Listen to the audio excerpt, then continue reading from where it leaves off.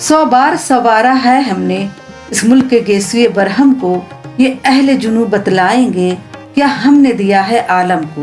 وطن عزیز ہندوستان کی عظیم دانشگاہ جامعہ ملیہ اسلامیہ کی تعمیر اور اس کی تشکیل ایک خواب کے شرمندہ تعبیر ہونے جیسا ہے۔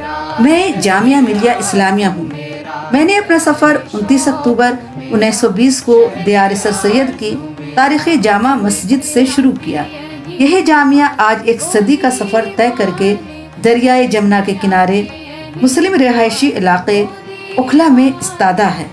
بانیان جامعہ کو اس بات کا شدید احساس تھا کہ وہ جامعہ کی شکل میں اسلام کے 1400 سالہ قدیم علمی روایت کو شروع کرنے جا رہے ہیں۔ چنانچہ جامعہ کا لوگو متعین کرتے ہوئے ڈاکٹر ذاکر حسین نے جو تاریخی عبارت تحریر کی تھی، اس کے ایک ایک الفاظ سے جامعہ کے بانی کے تعلیمی نصب العین کا پتہ چلتا ہے۔